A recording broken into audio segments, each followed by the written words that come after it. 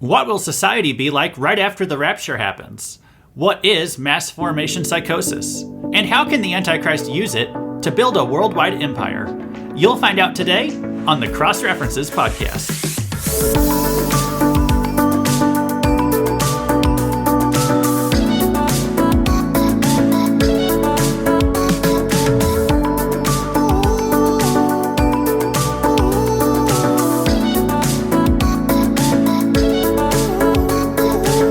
Welcome to the Cross References podcast, where you learn how every small piece of the Bible tells one big story, and most importantly, how they all connect to the cross and Christ.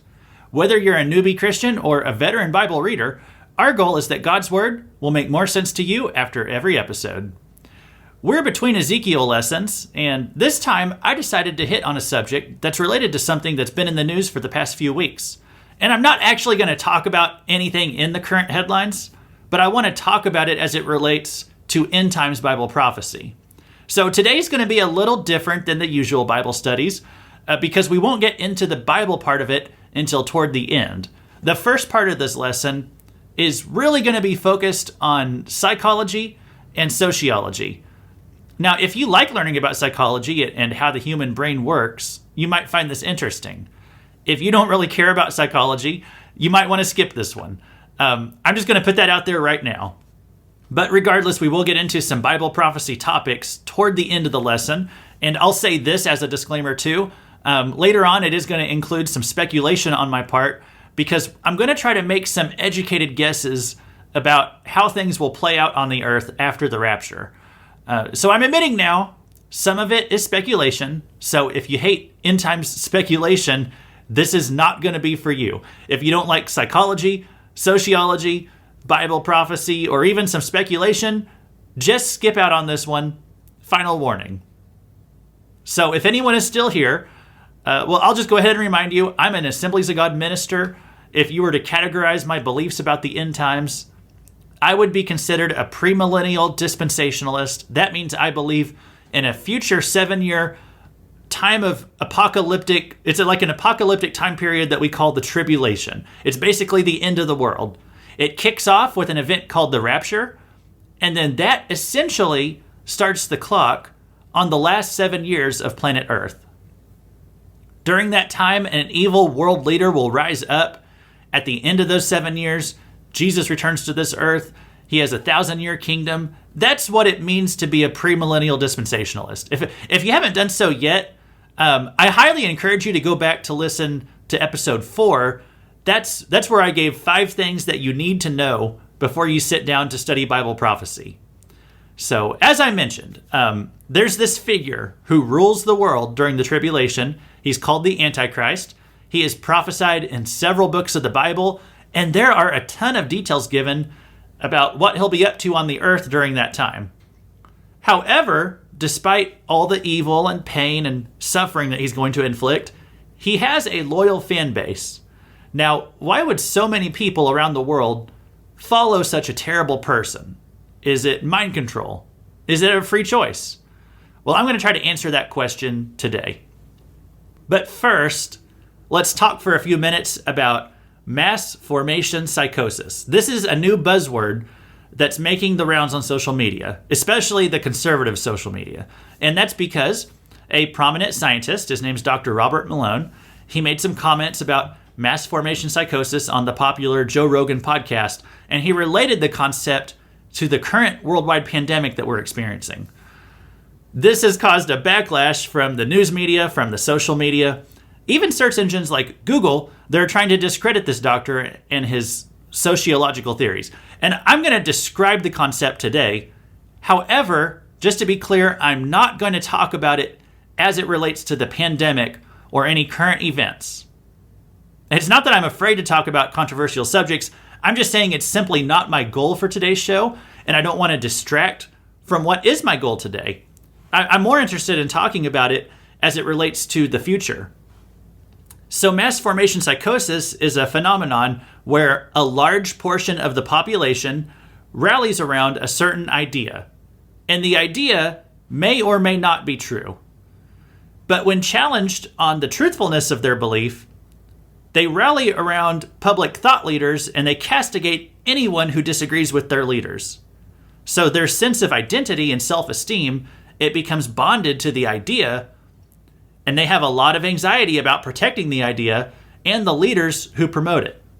So again, Robert Malone, he popularized this phenomenon lately by applying it to the modern debate about COVID-19 and vaccines and Dr. Anthony Fauci and so forth. And I'm not going to say anything about all that today, okay? But I would like to bring in an example from history because this is something that we can apply this phenomenon to. And I know I'm going to sound like one of those guys who always has a lazy Hitler analogy. So at the risk of sounding like that, I do think one of the clearest examples of this is how the German citizens treated their Jewish neighbors leading up to the Holocaust. Now, the Holocaust, it was obviously one of the worst human rights atrocities in world history. That's why it's so easy to point to it whenever we're having discussions about morality. But I want to focus a bit on the days leading up to the Holocaust and then how some of them reacted during the Holocaust. You know, before you could have a Holocaust where you were going to easily wipe out hundreds of Jews at a time, 6 million by the end of it, before you could get to that point, you had to have about a decade or so of turning the citizenry against them, building animosity toward them. And so before World War II even kicked off, the German government was filling the streets with propaganda. They were telling all kinds of audacious lies about the Jewish people. They would say that Jewish people spread diseases. They posted quarantine signs outside of Jewish communities. They would blame the Jews for all of society's problems. And Hitler used some of these lies to justify his war against Poland, and that was a country with a huge Jewish population, and that's what kicked off World War II. So at that point, you had all of the things present here for mass formation psychosis. You had this anxiety about the Jewish people.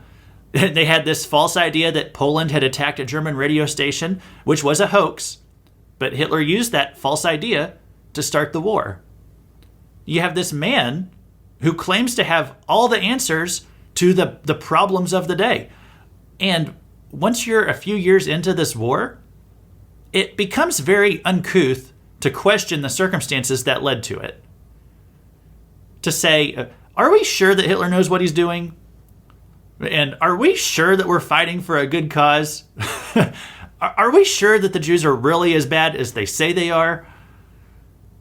At that point, you could be considered a traitor just for questioning the settled science about the Jews, or the leader who makes proclamations about them.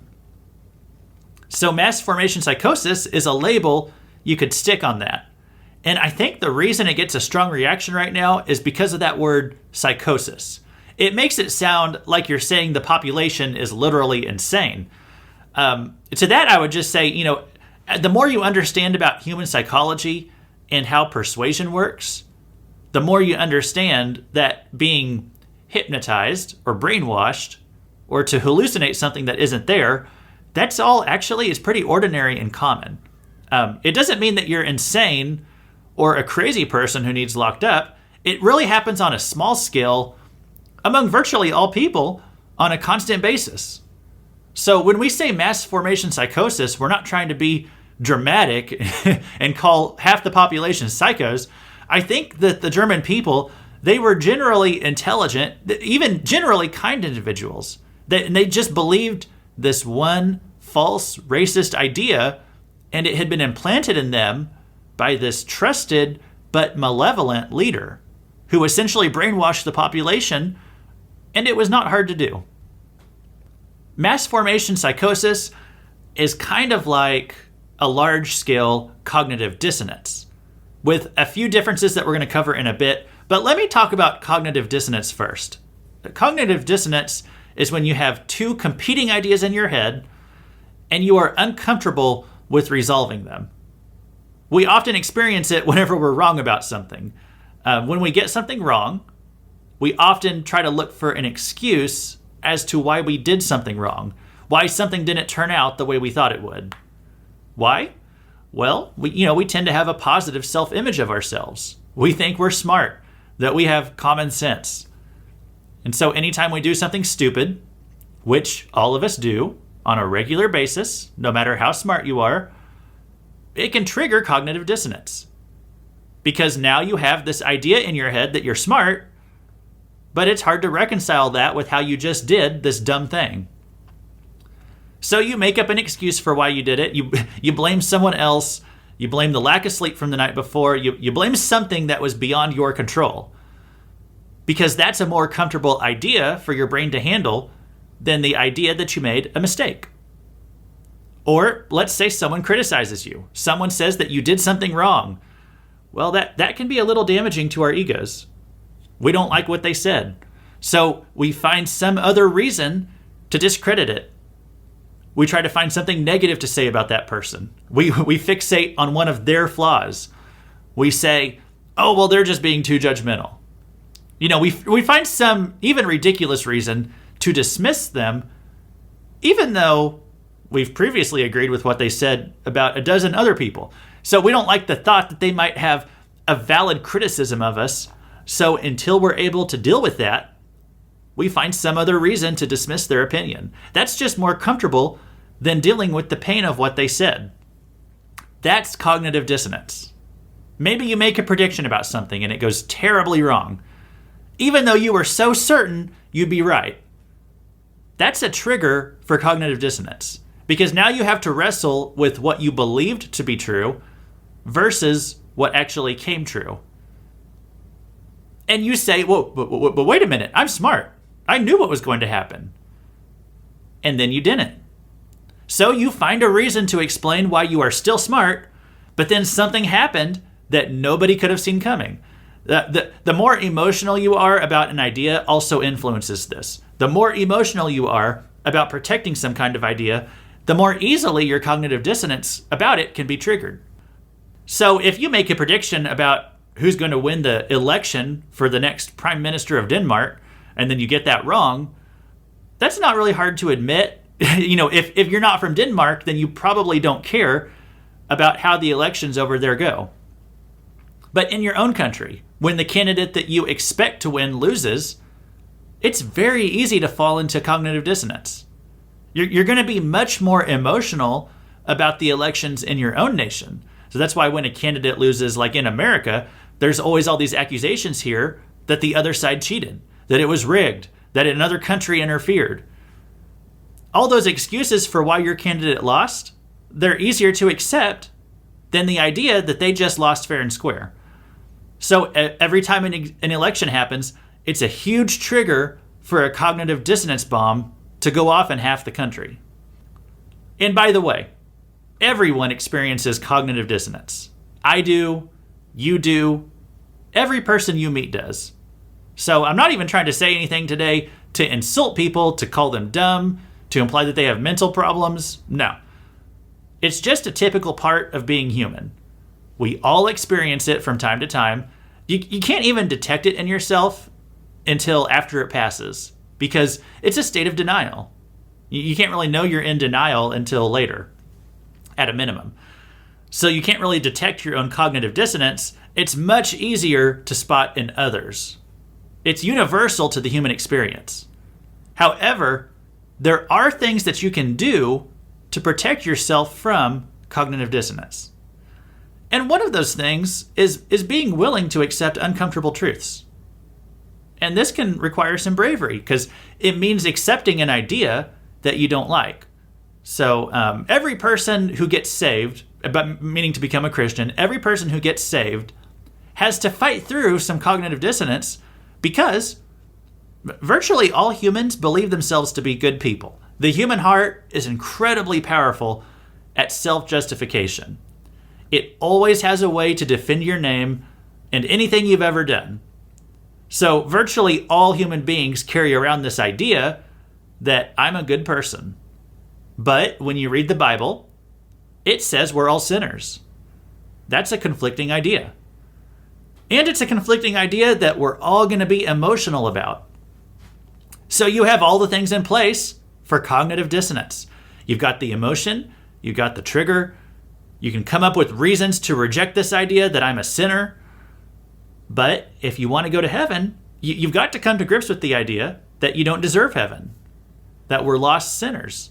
You got to fight through the cognitive dissonance that just wants to say, I'm a really good person, and you got to accept what the Bible says.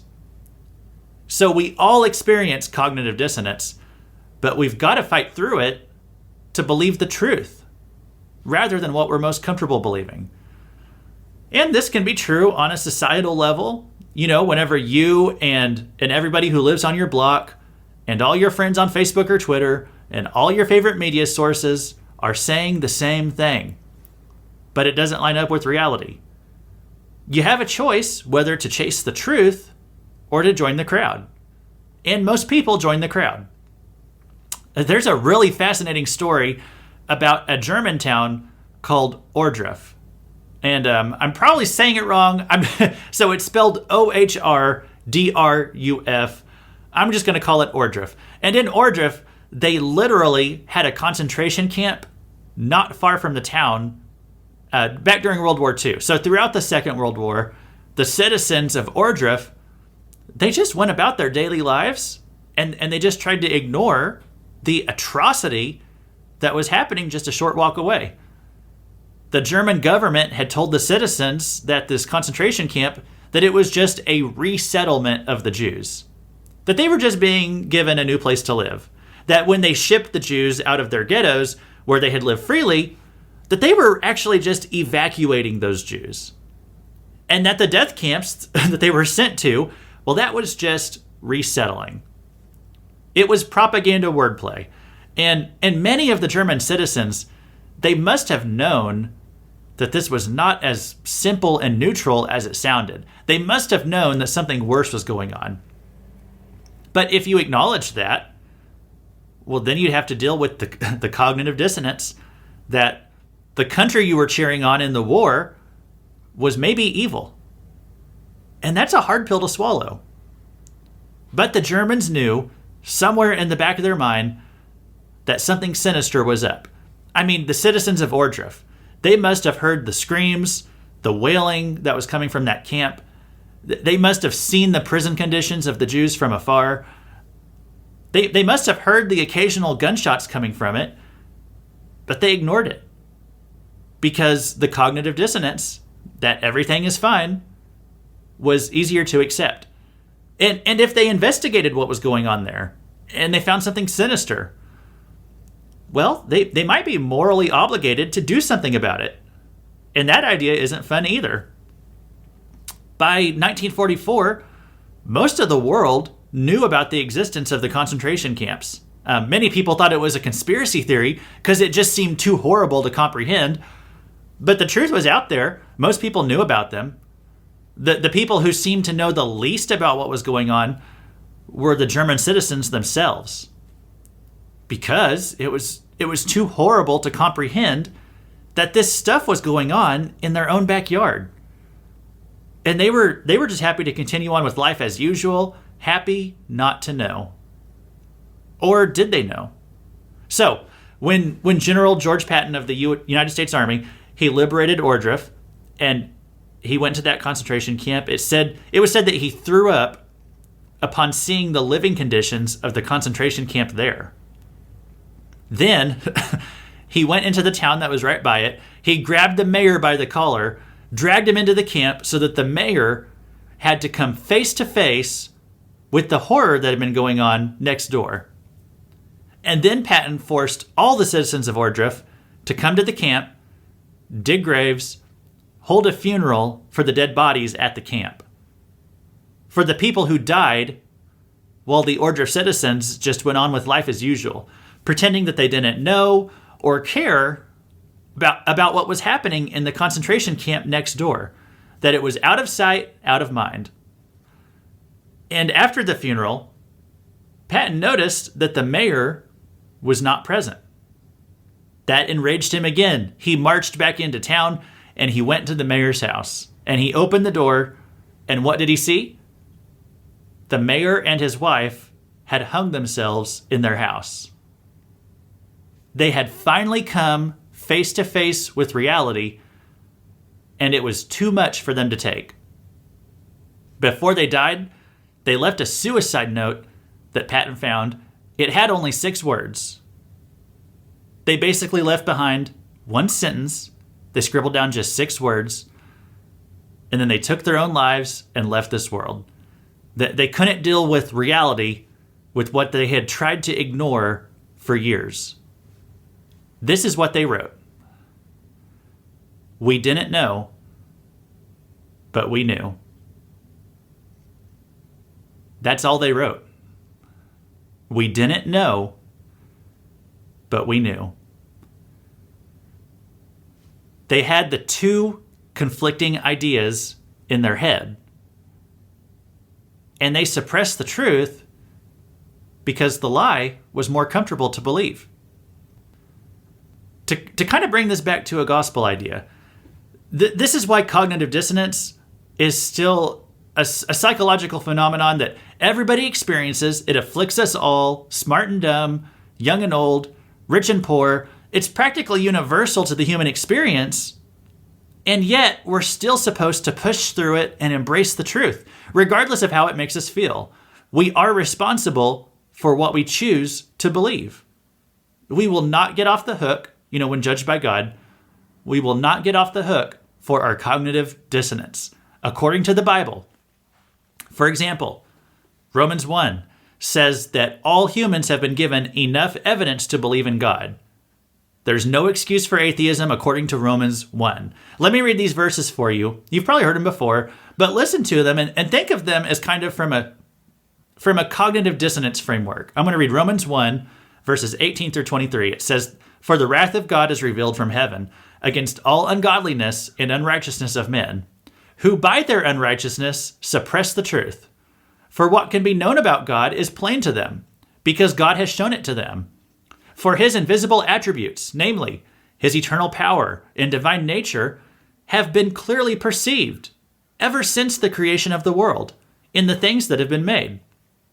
So they are without excuse.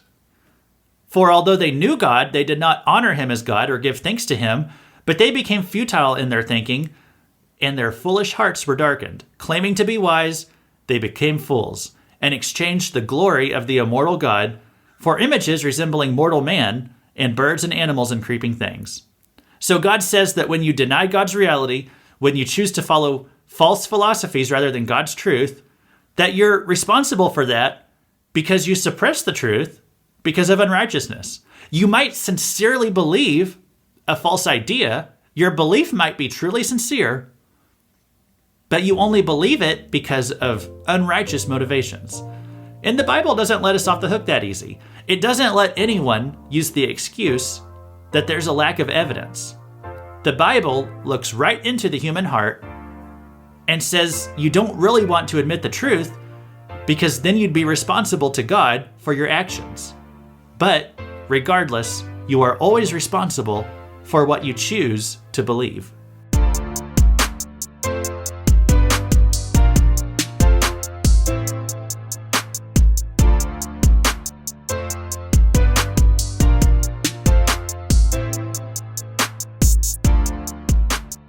Now, I'm going to make a few more points about mass formation psychosis, and then we're going to discuss a few ideas from the Bible about future prophecy. Listen, I know I've thrown a lot of ideas out at you today.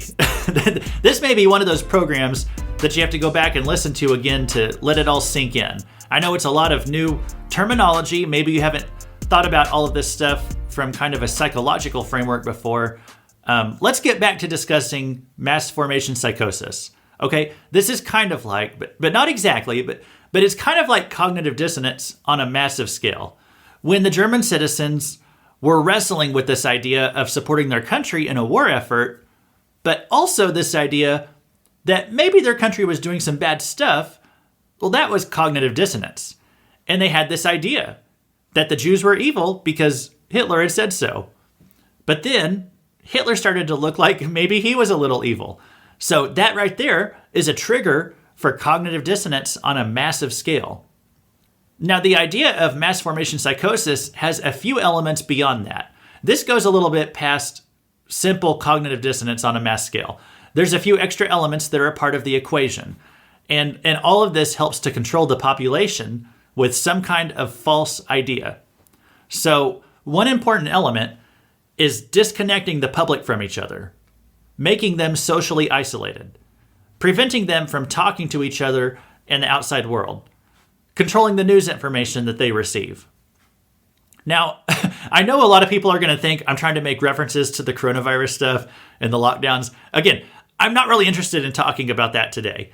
What I'd rather discuss is just the concept here of mass formation psychosis itself. So the first element is that members of the public, they feel socially isolated. The second thing is a withdrawal of things that people used to enjoy. So for Germany, if you think about it, that the country had been really pummeled after the First World War, and the citizens, they had just been living through an economic calamity ever since. There was unsustainable inflation. People were living either in poverty or on the edge of poverty. There was the sense of pervasive anxiety. And anxiety, that is the third important element of mass formation psychosis. It's people living in a constant state of fear. People having a lot of trepidation about the future. People facing some kind of problem that seems insurmountable. And fourth, the fourth element that can induce mass formation psychosis, the fourth element is an authority figure who says he can deliver you from the problem that you're facing. Someone who seems to have all the answers. Hitler can come along and blame the Jews and blame other countries and convince people that Germany has a right to lash out and try to conquer the world. So, 4 elements, beyond just cognitive dissonance, these 4 elements are also necessary to achieve a mass formation psychosis. Remember these because we're going to revisit them later. You need social isolation, a loss of previous privileges, a pervasive anxiety among the populace, and an authority figure with all the answers.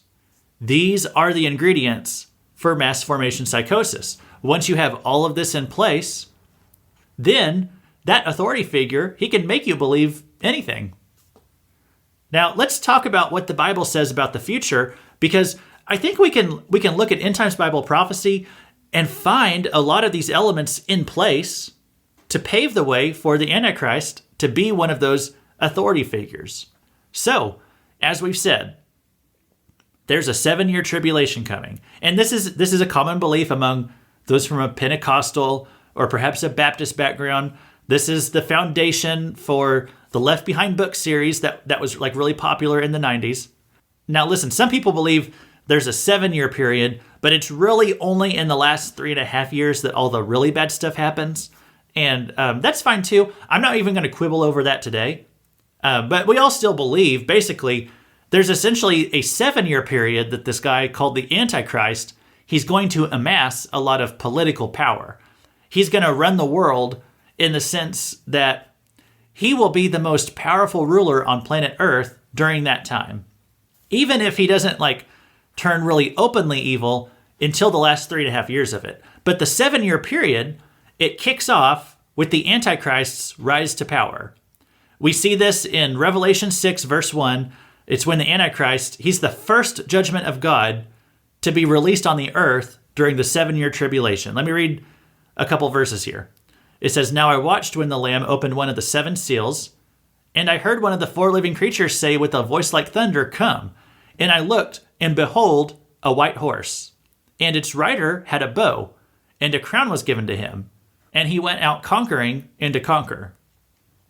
He's holding a bow because it means that he makes a covenant. And I won't take time to explain why on this episode, but the bow, it represents a covenant in biblical language. So this figure on the white horse is the Antichrist, and he arrives on the scene with some kind of covenant, perhaps a treaty between many nations. I'm going to note that even though the Antichrist is released as a judgment of God, like I said, the Antichrist is not of God. He's not a godly person. Obviously, that's why he's called the Antichrist. But God, as a judgment on planet Earth, as a way to bring about the end of the world, he's turning the world over to Satan for 7 years. Satan will rule the world through the Antichrist. And this is all about humanity's last chance to repent and turn to God. And this is about Satan's last chance to give humanity a choice about who they want to follow. And there's 7 years to do it. So God allows the Antichrist to be unleashed on the world. And the thing that inaugurates the Antichrist's appearance is this covenant. We see this idea also prophesied in Daniel 9:27. It says, "And he shall make a strong covenant with many for 1 week, and for half of the week he shall put an end to sacrifice and offering." So in that verse, when he is the Antichrist, and the week right there is actually talking about a week of 7 years. I won't take time to get into why, but the language in Daniel here, it's not talking about a 7-day period, which is how we usually use the word week. It's actually talking about weeks of years in that chapter of the Bible. It's very easy to demonstrate that. We just won't take time to today. So the Antichrist makes a covenant with many for 1 week or a 7-year period. And it also said that for the second half of the week, he'll put an end to sacrifice and offering. That's referring to the second half of the tribulation. That's where the Antichrist gets really, really bad. But basically, the idea most of us have is that for the first half, the Antichrist just kind of seems like a good guy to most people. I'm not saying he's going to be a saint. There's a lot of popular politicians who are not saints. And the Antichrist is just going to be a super popular politician. One of the most persuasive and captivating politicians that the world has ever seen. Many, many people are going to be drawn to him. But it's not until the second half of the tribulation that he takes the mask off and reveals how truly and openly evil that he actually is. And by that point, there will be so many people bought into him that they'll just kind of go along with it. For the first half of the tribulation, he's even going to be viewed by many people as a savior. And what is it about this guy that's going to be so magnetic? Well, some Christians have this idea that it's going to be kind of like mind control. And we see this idea demonstrated in the Left Behind books and movies, that just anyone who locks eyes with the Antichrist basically goes into a trance-like state and just believes whatever he says, like they're being hypnotized. And, in the movie, the Antichrist, he shoots a few people in cold blood, and then he just gets away with it because he mind controls everybody in the room to disregard it. If you've seen the movie, you know what scene I'm talking about, because this is the climax of the first movie. And if you haven't seen the movie or read the books, basically the Antichrist in those stories, he can basically hypnotize people by looking at them. Now, will it be that way in reality? Will the Antichrist have supernatural mind control powers? I don't think so. At least I don't think it's going to be like it's depicted in the movie. I believe that the Antichrist's ability to persuade people to follow him, it's going to actually be something much more natural and similar to how politicians can persuade scared people today. Because remember, the Antichrist does not just come at a random time and we just never know when he'll pop out. The Antichrist comes in the aftermath of another huge disaster, the Rapture.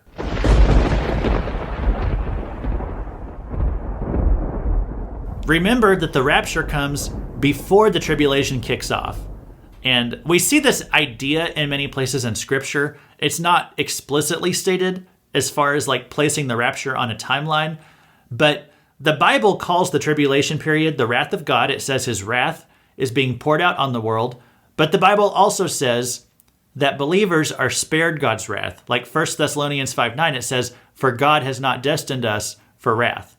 So if the tribulation is called the wrath of God and we aren't destined for wrath, it makes sense that the rapture, if it were, whenever it's going to occur, that it would occur before the tribulation. And you also have verses like Revelation 3:10. Jesus said, "I will keep you from the hour of trial that is coming on the whole world to try those who dwell on the earth." So you have verses like that. And also, I'd just say there really isn't any view of the rapture happening after the tribulation starts that really makes any sense to me. There wouldn't be a point to the church going through it. The church is already saved, so there's no need to put them through the tribulation. You have things like Jesus said that hell would not prevail against the church, but Daniel says that the Antichrist will prevail against the saints during the tribulation, the people who get saved after the rapture. The text that describes the rapture happening in 1 Thessalonians 4, it says, comfort one another with these words. Well, if the rapture doesn't happen until after the tribulation starts, then those words aren't really that comforting. So, for these and other reasons, most of us place the rapture before the 7-year tribulation. And we would say it happens basically right before. I don't know why there'd be like 5 years or 50 years between the rapture and the tribulation. I would say it's more like, it's like a week, a month, maybe even days after the rapture that the tribulation kicks off. It could even be the same day, but I'd say there's probably going to be a short period of time of like days or weeks between the rapture happening and the tribulation kicking off with the Antichrist making a covenant. Because here's what's going to be going on in the world after the rapture. So many people will have suddenly disappeared with no warning and no explanation. The unbelieving mankind will be so confused. Nothing like this has ever happened before. There's been stories here and there of a person disappearing without a trace, and sometimes those cases, they never get resolved. But like millions of people just suddenly disappearing all at once in the blink of an eye, all around the world. This is obviously a supernatural event. So any answer put forward to explain it, no matter how silly, no matter how nonsensical, it's going to appear at least within the realm of possibility. No theory for such a thing could be too ludicrous. Well, now you have the stage set for deception on a massive scale. All the pieces are in place for a mass formation psychosis. So whoever comes forward with a good sounding answer, again, regardless of how realistic it is, and regardless of, how true it is, they're going to be taken as the answer man. Whatever reason he gives for the sudden disappearance of all these people, if it can sound halfway plausible to the hearers, they'll take it as gospel truth. Now, what about the literal gospel truth? That this was a disappearance of Christians who believed the gospel and they've been taken to heaven. Well, there's a couple of reasons why that theory won't gain much traction. Okay, for one thing, the greatest source of that theory has just been taken out of the world. The highest concentration of Christian resources currently is going to be America. America has about supposedly 6 out of 10 of its citizens claiming to be Christians, roughly 60%. Now, obviously, many of those people are just cultural Christians. They don't actually believe the Bible. They don't actually follow God. Because if they did, our country would look a lot different. So now at least half of the people of that 6 out of 10, at least half of them are just using Christian as a label, but there's nothing really biblical about their lives. So when the rapture happens and all the true Christians are taken away, let's just say it's going to be much smaller than that 6 out of 10, but let's say it's just 20% of the population, okay? Well, even if you lost 20% of the population in America overnight, the country would collapse. There'd be economic ruin. There'd be a huge vacuum in this country that landed on it overnight that it would just not recover from. Even if just 20 or 25% of the American population diminished, that's still going to be more than most countries lose. So the terror and the loss that'll be going on in America at that point, it's going to actually be much higher than in other places around the world. And as many people have pointed out, America is not even mentioned in Bible prophecy. And many people say, how can that be when America is such a powerhouse on the world stage today? But listen, if the rapture happened today, America is not going to be a powerhouse anymore. Even if it was just 15, 20, 25% of the population, you just can't lose that big of a chunk of your population and rebound within the next 7 years. So America is too dependent on its Christian population to recover from it that quickly. So when the rapture happens, at that point, America's taken off the board. It's done. I can tell you with near certainty, the Antichrist is not going to be an American president. Countries that didn't lose as much of their population in the rapture, they're going to fare a lot better after this. They're going to be more dominant in the tribulation period. And, as far as which countries that is, I couldn't be super specific. The Bible tells us some of them, but a lot of that is just going to be speculation. Cross References is not a geopolitical expert, but if you just look at the countries that are the least Christian right now, they're probably going to be more dominant after the rapture takes place. The ones that are more reliant on a Christian population, those are the ones more likely to fold over. So back to what I was saying before. The country that would have the best opportunity to point out that mass disappearance of like what it actually was, America, they're going to be silenced overnight. And then what about all those people who are left behind, but they had heard about the rapture growing up? Okay, maybe the people who grew up in church and they heard sermons on the end times, or maybe read the Left Behind books or saw the movies or something, and they considered themselves a Christian, but they didn't really follow what God said. You'd say, well, won't those people know the truth of what happened? Well, hopefully. In some cases, yes. But you have to remember what we said about cognitive dissonance. Now they have to wrestle with two conflicting ideas. On the one hand, they thought, oh, I'm a good person.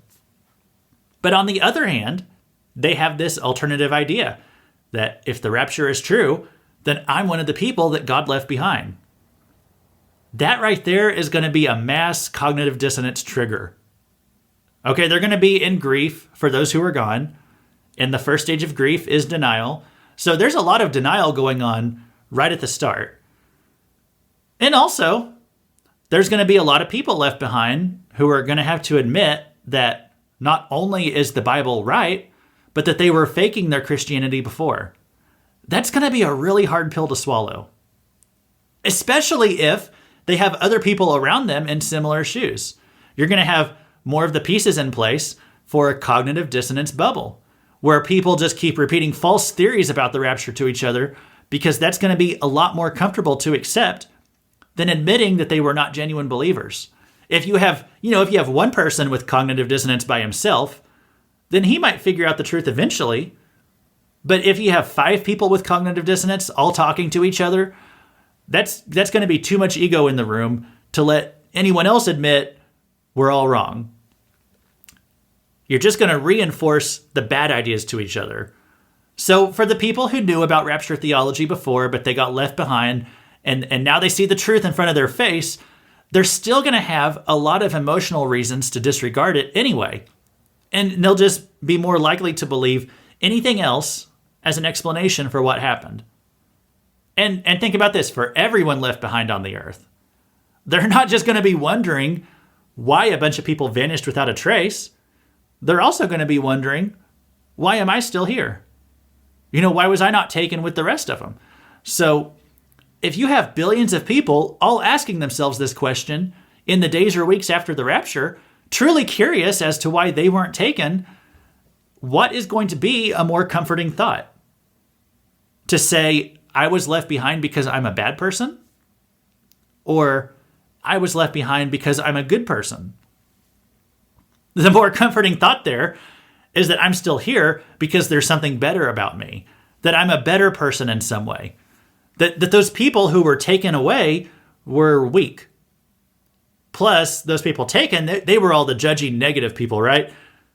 Well, when faced with 2 options, most people go with the option that's going to be less psychologically traumatic to accept. That's just basic human nature. So the people left behind, they're going to be a lot more comfortable thinking. They're going to be really primed to think that there's just something better about themselves for still being here. So by the way, if you're a Christian who was taken in the rapture, and so you're not here at that point, I do have some bad news for you. They probably won't be saying nice things about you once you're gone. Are they going to be left here saying, oh, I guess so-and-so was actually right about God and I was wrong? No, they'll probably find some more reasons to run you down. They won't care. Now, you won't care because you'll be in heaven. But when society settles on some kind of theory about why certain people were taken away, they almost certainly won't settle on a theory that says it's because you were a righteous follower of God. They're going to say that you're one of the weak humans, one of the bad humans, one of the judgy humans, and that only the humans who had some significant flaw with them, those were the ones taken away.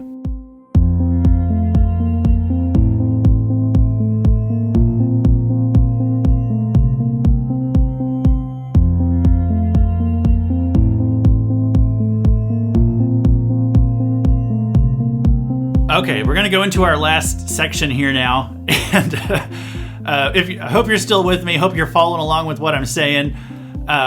This is one of those. Honestly, if you kind of like what you're hearing, but you just can't catch it all, just listen to it again. There's a lot of audio teachings I listen to multiple times because I just don't grasp everything the first time. So I know I'm throwing a lot of stuff out there right now. If you want, hey, it's a podcast. You can always listen to it again. But let me get into our last section of the teaching for today. Remember the circumstances, as we were talking about earlier, the circumstances now of a mass formation psychosis. This is getting a large group of people who are experiencing cognitive dissonance to believe a crazy idea. So it can be any idea. It just has to be an idea that makes sense of reality for them. So let's review the elements of mass formation psychosis that are needed if you want to trigger it in the population. Number one, you need to have a disconnected public. Now, we already actually have that. We have that right now, even without a rapture. People are more clued into their cell phones than the person who's sitting next to them in a waiting room or at the supermarket. Thanks to the internet, we talk a lot more to people that we don't even see every day than we talk to the people that we do see face to face. We aren't as social as we used to be. Our society takes place on social media. People used to tell me what was happening on Twitter, and I wanted to scream, Twitter isn't reality. But Twitter is becoming reality for a lot of people. Lots of conversations on there. They're short, they're full of insults, they get escalated almost instantaneously, and people are behaving like that more and more in real life. Getting more aggressive with strangers. The social fabric is being eaten away because what binds us together as humans, it's being found now in Reddit subpages rather than shared value systems. Our heads live more in virtual echo chambers rather than in a physical community. And then the rapture happens and people have even fewer ties binding them together than ever. But even without a rapture, people live largely isolated lives compared to any other time in history.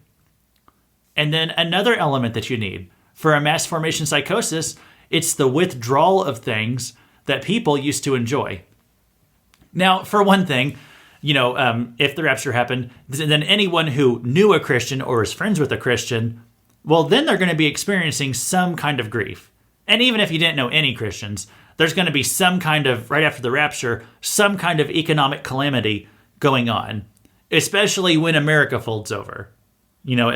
As messed up as this country is getting, I know I call it the post-Christian nation, but we do still bring a lot of blessings to this world, a lot of comforts, advances in technology, and medical treatments, and daily conveniences. Many of these things come from America, either American patents or American manufacturing, or American distribution. And we send a lot of money in aid, foreign aid overseas. So when America doesn't have the capability to provide the same output that it used to, a lot of people around the world are going to be hurting. They're going to instantly feel the effects, not just Americans.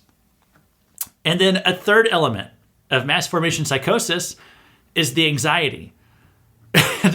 Yeah, obviously, there's going to be a lot of anxiety if millions of people suddenly disappear, as well as the other economic downturns that we mentioned. Supply chains around the world are going to be disrupted. Everybody is boarding up their homes. Supermarket shelves are going to be emptied. People are probably going to be engaging in lots of rioting and looting. The able-bodied people and the people who aren't as able-bodied, they're going to be victimized. So the immediate aftermath, it's probably going to be chaos. It's going to feel like every man for himself. Pervasive fear in society, the fear of, what if there's another rapture? Am I next? Am I going to be the next person taken? And what if those Christians were right? Does that mean I'm a sinner or a bad person? Until someone comes along with an answer or a theory about what happened that tells me I'm going to be okay, I'm going to be extremely anxious and prepared to believe anything. And that brings us to the fourth element, an authority figure who seems to have all the answers. Okay, so just imagine that someone steps forward who claims to have a solution, a plan to put everything back together. Someone with an explanation, and again, no matter how bizarre, but someone with an explanation for all of society's current problems and a plan for how to move forward. The explanation doesn't have to make sense. The plan doesn't have to actually work. It just has to sound psychologically comforting to the people of the world. Would they follow after someone like that? Let me read Revelation 6:2 again. It said, "And I looked, and behold, a white horse, and its rider had a bow, and a crown was given to him, and he came out conquering and to conquer." So he comes riding in on a white horse like a prince in a fairy tale story. And of course, all this is symbolism. It's not really a guy on a horse, but it's symbolizing that classic idea of Prince Charming, of the savior and deliverer who comes in to save the day. And people will follow after this man, even worship him. He'll become an idol in the eyes of the world. And he's going to have a plan. Something that involves binding together many nations of the world. Don't forget, the Antichrist, he's not just going to be the powerful leader of one country. He'll be the leader of many countries, to the point that he tries to institute a one-world government and eventually a one-world religion. And people will go along with it because he seems to have all the answers. And I don't know what answer he'll come up with. He could say it was aliens. He could say it was a god and that this god took all the bad, weak people away from us so that we could build a better future without them. And people would just buy into whatever he presented because they're going to latch on to whatever answer brings them psychological relief and hope. And unlike the mind control idea that's given in Left Behind, which, by the way, I'm not a Left Behind hater. I think they give a pretty good outline of the tribulation period. But the mind control trick that he does in those books, I just think that's not even going to be necessary. He won't need magic powers to hypnotize people if you just understand how he can use human psychology and mass formation psychosis to convince the public to follow him. He's going to be a charismatic master persuader. And a lot of what I've said today, it has come from scriptures, but I know I've thrown a lot of speculation in there too. And I'm just trying to find a way to put all this together in a way that also makes sense with what we see going on in the world around us. Just remember what happened merely 2 years ago in 2020. We had a pandemic. We had people locked down in their homes. We had people losing their jobs on a mass scale. We had race protests and riots breaking out all over the country. It was like crisis after crisis. But just imagine in the midst of that, if a charismatic individual had come onto the scene and if he had said, I have an answer to all your problems. I can fix coronavirus. I can bring peace to your cities. If one had come along like that, don't you know the whole world would have followed after someone like that in a heartbeat? Well, if you think about a rapture of millions of people disappearing in an instant all over the world, that would be a terrifying and disruptive event, to say the least. There would be immediate chaos and mass death, right after something like that. If you get on an airplane and you aren't a Christian, make sure your pilot isn't one either, because if the rapture happens while you're up in the air, that plane's going to crash. If he's a Christian pilot, that plane's going to crash. There's going to be mass chaos breaking out on the earth right after the rapture. And probably, sadly, a spike in suicide. And people will be blaming everyone for everything with nothing making sense. People will be doubting themselves, asking themselves if they were left behind because God is actually real and they actually are a sinner. And just imagine, in the midst of that worldwide carnage, that a man comes forward with a plan. people will be primed and ready to accept it. Listen to these verses from 2 Thessalonians, it's chapter 2, verses 9 through 12. Tell me if they make sense based on what I've been telling you today. I'm going to read this. It says, the coming of the lawless one, and that's referring to the Antichrist. The coming of the lawless one is by the activity of Satan, with all power and false signs and wonders, and with all wicked deception for those who are perishing, because they refused to love the truth and so be saved. Therefore, God sends them a strong delusion so that they may believe what is false, in order that all may be condemned who did not believe the truth, but had pleasure in unrighteousness. Now, we didn't even get to the second half of the tribulation today, but as I've kind of mentioned, in the second half, that's when the Antichrist goes full evil. And you might wonder, why would people continue to follow him after he reveals his true nature? Again, think of the cognitive dissonance that they'll be experiencing. It'll be kind of like the German citizens who started to realize that Hitler might have some bad intentions. You know, they had already voted for the guy. They had already signed on to his agenda. They had already pledged allegiance. So to turn back now, that would be admitting that you were wrong. Well, by the second half of the tribulation, the Antichrist, he will have his base. And anyone who's not in his base will be vilified.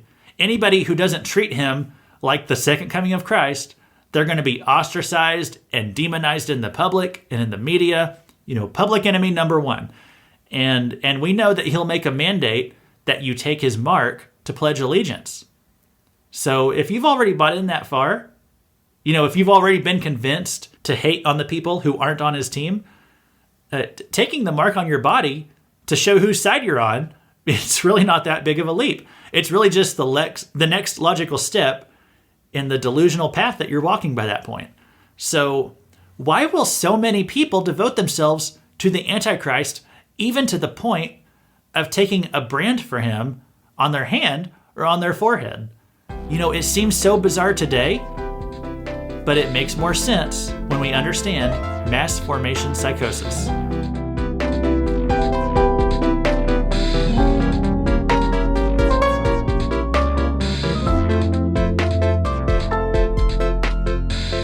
If you have a question on this topic today or on anything that we've been covering on the podcast, leave a comment or shoot us an email, crossreferencespodcast@gmail.com. And I'd be happy to take questions or recommendations on subjects that you think I should tackle in the future. The next time on this podcast, we'll be finishing up the 3rd chapter of Ezekiel, looking at the well-known passage about a watchman on the wall. So look for that episode to drop in the next week or two.